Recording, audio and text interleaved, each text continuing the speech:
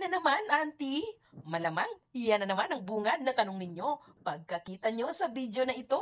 Opo, mga ka-auntie at mga kaibigan, pagkain naman talaga ang ating libangan. Atin itong isisingit kahit gaano pa tayo kaabala.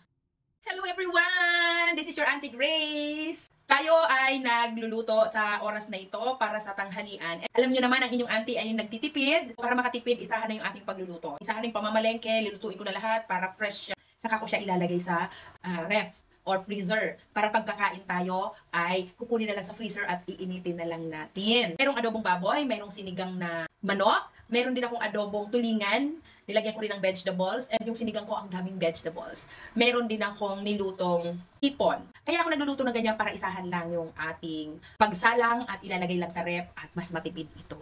Hindi katulad pag araw-araw kang mamamalengke, araw-araw kang magluluto, araw-araw kang may gagawin. At least kapag nailuto mo na sa fridge lang, anytime na magutom ka, mayroon kang kakainin at mayroon kang kinagkakaabalahan ng sobra-sobra, hindi mo na kailangan pa ang magluto at mamalengke. Kaya guys, minsan mas mainam din yung ganito. But hindi naman laging ganun ako. Minsan naman nagluluto ako ng from palengke, nakadaan lang, bibili lang ng gusto ko, kailangan ko siyang iluto agad para kainin. Pag may natira, kailangan ko siyang ilagay sa ref para hindi siya masisira.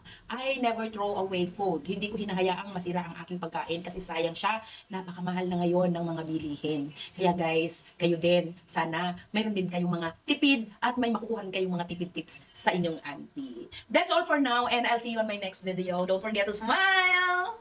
Oops! Ito na ang sinigang ng inyong auntie. Kakaiba yan guys, dahil ito ay manok na sinigang na nilahukan ko ng gulay na pang pakbet.